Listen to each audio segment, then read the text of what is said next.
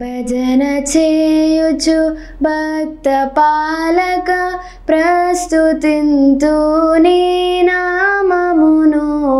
భజన చేయుచు భక్త పాలక ప్రస్తుతింతు నీ నామమును. వృజినములపై జయమునిచ్చిన విజయుడా నిను వేడుకొందు. భజన చేయుచు భక్త పాలక ప్రస్తుతింతు నీ నామమును. దివ్య పదవిని విడచి నీవు దీనుడావై పుట్టినావు. భవ్యమైన బోధలెన్నో బాగుగాదర నేర్పినావు. భజన చేయుచు భక్త పాలక ప్రస్తుతింతు నీ నామమును. నరుల గావను పరము నుండి ధరకు నీవు వచ్చినావు. పరుడనైనా నా కొరకు నీ ప్రాణము నర్పించినావు. భజన చేయుచు భక్త పాలక ప్రస్తుతింతు నీ నామమును.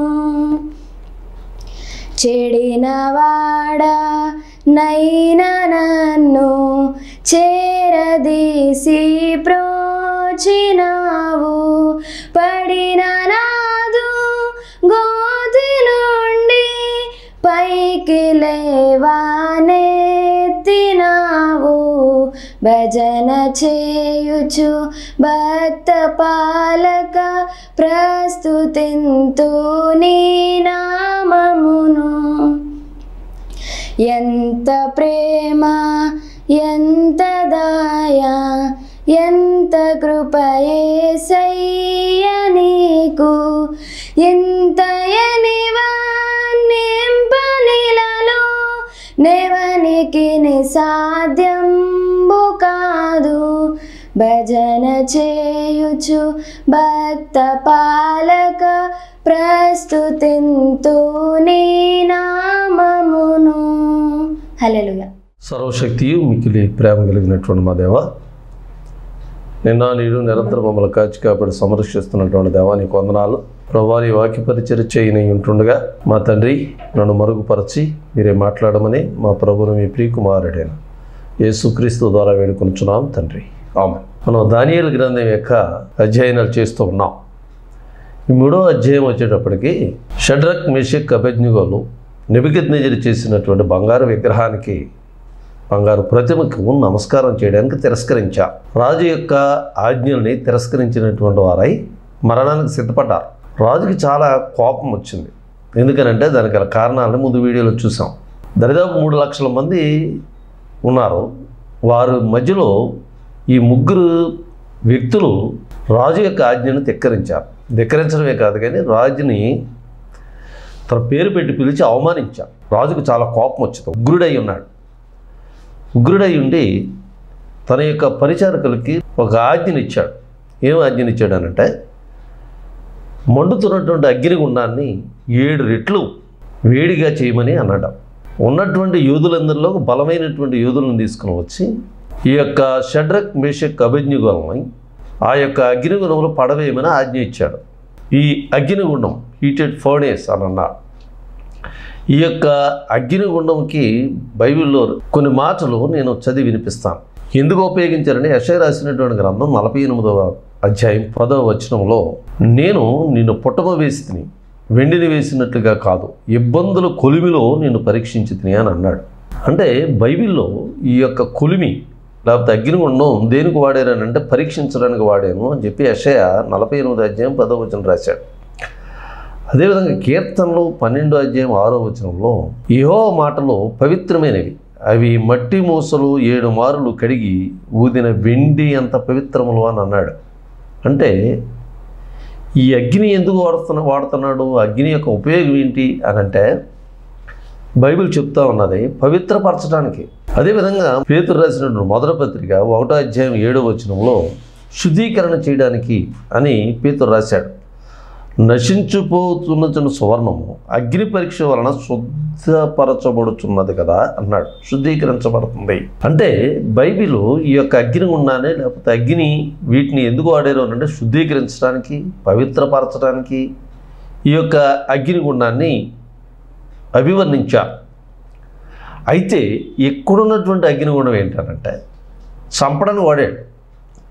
షడ్రక్ మేషక్ అబేద్నెగోల్ని చంపడానికి, చంపించేయాలని రాజు ఈ యొక్క తన యొక్క యోధుల్ని నియమించి ఏమన్నాడంటే 7 అంతలుగా చేయమన్నాడు. 7 times. 7కి చాలా ప్రాముఖ్యత ఉన్నది. బైబిల్లో చాలాసార్లు 7 అనే మాటకి చాలా ప్రాముఖ్యత ఉన్నది. 7కు ఉన్నటువంటి ప్రాముఖ్యత ఏంటంటే ఇది పెర్ఫెక్ట్నెస్, సంపూర్ణతని తెలియజేస్తూ ఉన్నా. 7 అనే సంఖ్య ఎక్కడున్నప్పటికీ సంపూర్ణత గురించి మాట్లాడుతుంది. 7 రెట్లు ఎందుకు చేయమన్నాడంటే అగ్ని అంతకంటే వేడిని, ఆ ఫర్నేస్, ఆ యొక్క గుండము 7 రెట్లు అధికంగా చేయమన్నాడు. అంటే ఇంకా అంతకంటే ఎక్కువ అధికంగా అగ్ని గుండం తయారవుదా అని. చాలా అగ్ని, ఆ వేడి చాలా ఎక్కువగా చేసినట్లుగా చూస్తూ ఉన్నాం. ఎందుకు చేయబడ్డదనంటే వీరిని, ఈ ముగ్గురిని వేసినటువంటి అగ్నిగుండంలో పడవేసినటువంటి యోధులు చనిపోయారు. ఆ వేడికి దూరంగా ఉండి అగ్నిలో దోకల వాళ్ళ అగ్ని దగ్గరికి వెళ్ళడంతో ఈ యోధులు చనిపోయినట్లుగా గమనిస్తూ ఉన్నాం. ఈ యొక్క షడ్రక్ మేషక్ అబేద్నెగోల్ని ఎలాగేశారంటే మొట్టమొదటిగా బంధించారు, కొట్లు కట్టేశారు. అలాగే బట్టలు విప్పి ఏదో పెట్టి వేస్తారు, కానీ వీళ్ళ బట్టలు కానీ వస్త్రాలు కానీ ఏ విధమైనటువంటి తొలగించలేదు. యాజ్ ఇట్ ఈజ్గా ఉన్న పాటున ఎలాగైతే ఉన్నదో ఆ విధంగా పడవేశారు, కట్టేసి పడవేస్తే అంటే ఆ వేడి ఎలా ఉన్నదంటే గరిష్ట స్థాయికి చేరుకుంది. అంటే ఆ అగ్నిగుండం ఇంకంతకంటే ఎక్కువ వేడిని పుట్టించలేదు, అంత వేడిని రగిల్చి దాంట్లో ఈ షడ్రక్ మేషక్ అబేద్నెగోల్ని వేసినట్లుగా చూస్తూ ఉన్నాం. చాలా వీరు సిద్ధపడి ఉన్నారు మానసికంగా. ఎప్పుడైతే బంగారు ప్రతిమకు నమస్కారం చేయలేదో రాజాజ్ఞ చాలా కఠినమైనది, తీవ్రమైనది. కాబట్టి రాజాజ్ఞని ఎప్పుడైతే ఆ తీవ్రతను ఎదిరించారో ఖచ్చితంగా వారు మరణిస్తారు అని వారికి తెలుసు కాబట్టి ఏమీ మాట్లాడకుండానే దాంట్లో పడిపోయిన తర్వాత విషయాలను కనుక గమనించినట్లయితే అక్కడ జరిగిన 2 అద్భుతమైన విషయాలు జరిగినాయి. ఏంటో అద్భుతమైన విషయాలంటే ఈ యొక్క షడ్రక్ మేషక్ అబేద్నెగోలు కట్టినటువంటి కట్లు మాత్రం తెగిపోయినాయి. చూడండి, అగ్ని సమానంగా కాల్చాల ఎక్కడైనా సరే. ఈ తాళ్ళు, చేతులకి కాళ్ళు కట్టేసినటువంటి ఈ తాళ్ళుతో కట్టుంటారు, కట్టినటువంటి లేదా బంధించినటువంటి యొక్క తాళ్ళు తగలబడాయి. రెండవదిగా ఏమైందనంటే ఈ ముగ్గురితో పాటు ఇంకొకడు కూడా యాడ్ అయ్యాడు. ఇంకొక ఆయన కూడా ఈ ముగ్గురితో పాటు అగ్నిగుండంలో తిరుగుతున్నట్లుగా రాజు గమనించినట్లుగా మనం చూస్తూ ఉన్నాం. ఇక్కడ 2 విషయాలు. మొట్టమొదటిది ఏంటనంటే అగ్నిగుండంలో పడవేయగానే ఏమైనా తాళ్ళు తెగిపోయినాయి. యెషయా రాసినటువంటి గ్రంథం 43వ అధ్యాయం 2వ వచనాన్ని మనం గమనించినట్లయితే అక్కడ ఇజ్రాయేల్ ప్రజల గురించి, దేవుని యొక్క ప్రజల గురించి దేవుడు పలికినటువంటి ఈ యెషయా పలికినటువంటి ప్రవచనాలు, దేవుని యొక్క మాటల్ని ఈ యొక్క యెషయా తన ప్రవచనం ద్వారా ఈ విధంగా మాట్లాడాడు. యాకోబు లేకపోతే ఇజ్రాయేలీల యొక్క సంతతి గురించి మాట్లాడుతూ 43వ మొదటి వచనం అన్నాడు, కావున యాకోబుతో చెప్తా ఉన్నాడు, నిన్ను సృజించేవాడగు యెహోవా, అంటే సృజించినటువంటి వాడు, సృష్టికర్త అయినటువంటి యెహోవా. రెండవది, ఇజ్రాయేలు నిన్ను నిర్మించిన వాడు అని అంటాడు.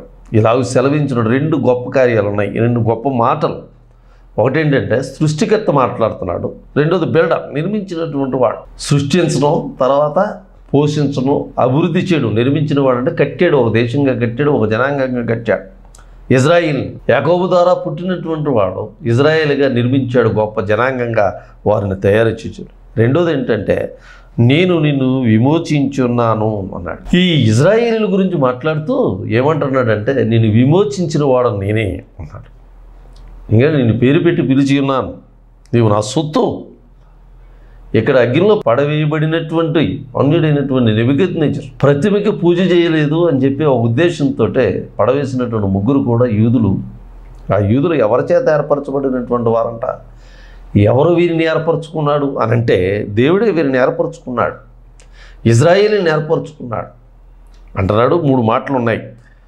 3 నీవు అని అంటే ఇజ్రాయేలీలు జలములలో పడి దాటినప్పుడు, జలములు మనకు తెలుసు ఇజ్రాయేలుని దేవుడు ఏ విధంగా కాపాడాడు. జలములు అంటే ఎర్ర సముద్రం దాటేటప్పుడు నేను నీకు తోడై ఉన్నాను. ఎర్ర సముద్రం దాటినప్పుడు దేవుడు ఇజ్రాయేలులకు తోడై ఉన్నాడు. రెండవదిగా నదులలో పడి వెళ్ళినప్పుడు, యోర్దాను నది దాటి కనానుకు వెళ్ళినప్పుడు దేవుడు వారికి తోడై ఉన్నాడు. నీవు అగ్ని మధ్యను నడుచున్నప్పుడు కాలిపు జ్వాలలు నిన్ను కాల్చవు అన్నాడు. గొప్ప వాగ్దానం చేశాడు. ఏంటో వాగ్దానం అని అంటే అగ్ని కూడా నువ్వు నడిచి వెళ్ళినప్పుడు, అగ్నిలో నిన్ను పడవేసినప్పుడు నీవు కాలకుండా ఉంటావు అని చెప్తున్నాడు. ఇక్కడ జరిగింది ఏంటంటే ఈ 3 కూడా విమోచించబడ్డారు. దేంట్లో నుంచి విమోచించబడ్డారు అని అంటే కట్లు కట్టారు కదా, బంధించి వేశారు. బంధకాల నుంచి విమోచించబడ్డారు. వస్త్రాలు కానీ నెబుకద్నెజరుకు అనుమానం వచ్చే దూరాన్ని చూస్తే వస్త్రాలు కాలడం లేదు, లేకపోతే బయటకు తీసిన తర్వాత వాళ్ళందరూ పరిశీలన చేశారు మంత్రులు వీళ్ళందరూ కలిపి. వస్త్రాలు కాలలేదు, శరీరం కాలలేదు, తల వెంట్రుకలు కాలలేదు, ఏ విధంగానూ వారికి హాని కలగలేదు అగ్ని ద్వారా. అదే ఇక్కడ వాగ్దానం. నీవు అగ్ని మధ్య నడుచున్నప్పుడు కాలిపోవు, జ్వాలలు నిన్ను కాల్చవు, అగ్ని వేడి నిన్ను కాల్చదు అని చెప్తా ఉన్నాడు. దేవుడు మానవుణ్ణి స్వతంత్రులుగా చేయాలి అని అన్నాడు. దాన్ని గమనించినట్లయితే విమోచన. దేవుడు ఈ లోకానికి ఎందుకు వచ్చాడు? దేవుడు ఇజ్రాయేల్ ప్రజల్ని చాలాసార్లు వాళ్ళ కష్టాల నుంచి, వారి యొక్క బందికానాల నుంచి, వారి యొక్క దాస్యం నుంచి విమోచించినటువంటి విమోచన. దేవుడు మనల్ని విమోచించాడు. ఇజ్రాయేల్ ప్రజల్ని దాస్యం కింద విమోచించినటువంటి దేవుడు మనల్ని పాపాల నుంచి విమోచించాడు. యేసుక్రీస్తు జనన మరణ పునరుద్ధానాల ద్వారా మనల్ని విమోచించాడు. ఈ రోజున వారిని కట్టులు కట్టినటువంటి వారిని విమోచించాడు. కట్టులు విడదిపోయినాయి, కనవదంతా కూడా రక్షించబడ్డారు. చాలా జాగ్రత్తగా గమనించినట్లయితే ఈ యొక్క నెబుకద్నెజరుకు అనుమానం వచ్చింది. అగ్నిగుండాన్ని చూస్తూ ఉన్నాడు. చుట్టూరు అగ్నిగుండం ఉన్నది, ఆ మధ్యలో తలుపు ఉంటుంది, చుట్టూరు గోడలు కట్టి మధ్యలో అగ్ని ఉన్నది. తలుపు తీసి దాంట్లో పడేశారు. దాంట్లో వేయబడినటువంటి వారు 3 అయితే నెబుకద్నెజరుకు 4 కనపడ్డారు. నెబుకద్నెజరు 4 కనపడితే అక్కడ ఉన్నటువంటి రాజుల్ని, అక్కడ ఉన్నటువంటి మంత్రుల్ని, అక్కడ ఉన్నటువంటి సేవకులను అడుగుతూ ఉన్నాడు, ఏమని? అయ్యా, మనం వేసింది 3 కదా, అక్కడ 4 కనపడుతున్నారేమో అని అన్నారు. వెంటనే అక్కడ ఉన్నటువంటి మంత్రులు, అధిపతులందరూ కూడా నిజమే, మనం 3 వేసాం, కానీ అక్కడ 4వ వాడు కనపడుతున్నాడు, 4th పర్సన్ కనపడుతున్నాడు అని చెప్తారు. ఈ 4th పర్సన్ ఎవరు అని అంటే బైబిల్లో చక్కని మాట రాయబడదు. ఏమని రాయబడదు అని అంటే దేవతా రూపం కలిగినటువంటి వాడు. నెబుకద్నెజరు అంటున్నాడు అక్కడ కనపడేటటువంటి వారు దేవతా రూపంలో ఉన్నారు అని, దేవతలాగా ఉన్నారు. 3వ అధ్యాయంలో గమనించినట్లయితే ఈ యొక్క భాగంలో అంటున్నాడు, అందుకు రాజు అన్నాడు, నేను 4 మనుషులు బంధకం లేక అగ్నిలో చూచుచున్నాను, వారికి హాని ఏమీ కలగలేదు. 4వ వాని రూపము దేవతల రూపమును పోలినది అంటున్నాడు. దేవతల రూపంలో ఉన్నది. అది ఇంగ్లీష్ బైబిల్ అయితే సన్ ఆఫ్ గాడ్ అన్న బైబిల్. ఇంగ్లీష్ బైబిల్ అయితే the form of the 4th is like the son of God అని అన్నారు. దేవుని యొక్క కుమారుల్లా కనపడతా ఉన్నాడు. దేవుని యొక్క కుమారుల్లా కనపడుతున్నాడు 4వ వాడు. 3 వీళ్ళే, వీళ్ళ హాని లేకుండా తిరుగుతూ ఉన్నారు, సంచరిస్తూ ఉన్నారు. గమనించినట్లయితే ఈ విధంగా దేవుడు మనుషులకి కనపడడాన్ని ఏమంటారంటే టెక్నికల్ థియోఫానీ అని అంటారు. థియోఫానీ అనే మాటను వాడారు. ఈ థియోఫానీ అంటే థియోస్ అనగా దేవుడు అని అర్థం, ఫానీ అంటే ప్రత్యక్షత. మానవుని యొక్క కళ్ళకి దేవుని యొక్క రూపం కనపడమే థియోఫానీ. ఈ థియోఫానీ అనే మాట వాడారు. ఎందుకంటే మానవుడికి దేవుడు కనపడ్డు కదా. మోషేతోటి 40 రోజులు మాట్లాడినటువంటి దేవుణ్ణి మోషే వెళ్ళిపోతా అన్నాడు, ఒకసారి నేను చూద్దామని అన్నారు. నన్ను చూసిన రోజు నువ్వు చస్తావు, నువ్వు చూడలేవా అని అన్నాడు. అయితే ఎక్కడ జరుగుతున్నది ఏంటి? దేవతా రూపంలో కనిపించాడు సన్ ఆఫ్ గాడ్, దేవుని యొక్క కుమారుడు ఎవరు? యేసుక్రీస్తే. అందుకని ఈ థియోఫానీ అనే మాటని క్రిస్టోఫనీ అని ఒక వ్యాఖ్యానించారు. క్రిస్టోఫనీ అంటే ఏంటంటే క్రీస్తు యొక్క ప్రత్యక్షత. క్రీస్తు ఈ లోకంలో రాకముందు, క్రీస్తు ఈ లోకంలో అవతరించకముందు కొంతమందికి కనపడ్డాడు. ఎక్కడ కనపడ్డాడు కొన్ని మనకు తెలుసు. మోషే అరణ్యంలో ఉంటే అక్కడ మండుచున్నటువంటి పొదల్లో దేవుడు కనిపించాడు. అలాగే నోవాహుకు కనిపించాడు. అలాగే అవ్వ ఆదాములకు కనిపించాడు. మోషేకు కనిపించాడు. ఇస్సాకు కనిపించాడు. యాకోబు పెనుగులాడాడు రాత్రి అంతా. దీన్ని ఈ ప్రక్రియని ఏమంటారంటే క్రిస్టోఫనీ అని అంటారు. క్రిస్టోఫనీ. క్రీస్తు ఈ లోకంలోకి అవతరించక ముందు సామాన్యమైనటువంటి మానవుడికి ప్రత్యక్షమయ్యాడు. ప్రత్యక్షమై మీరు గమనించారా? అగ్ని నుంచి కాపాడాడు. ఆ వినయం అగ్ని నుంచి బయటకు తీసుకొచ్చి ఏమైనా వదిలిపెట్టలా. గమనించినట్లయితే అగ్నిలో వారితో తిరుగుతున్నట్టు కనిపిస్తూ ఉన్నారు. మనం ఏమంటాం? దేవుడు వారి అగ్ని నుంచి కాపాడాడు కదా. అగ్ని నుంచి ఎక్కడ కూడా వారి శరీరం కానీ, వారి తల వెంట్రుకలు కానీ, వారి వస్త్రాలు కానీ, వారికి సంబంధించినటువంటి ఒక్క బంధకాలు తప్పితే ఏ విధమైనటువంటి హాని జరగలేదు. మంటల్లో ఉన్నప్పుడు ఆయన వారికి తోడై ఉన్నాడు. చూడండి, నేను చెప్పాను, అగ్ని అన్నది పరీక్షించడానికి వాడేటటువంటి బైబిల్లో అగ్నిని దేనితో పోలుస్తున్నాడంటే మానవునికి కలిగినటువంటి పరీక్షలకి వాడుతూ ఉన్నాడు.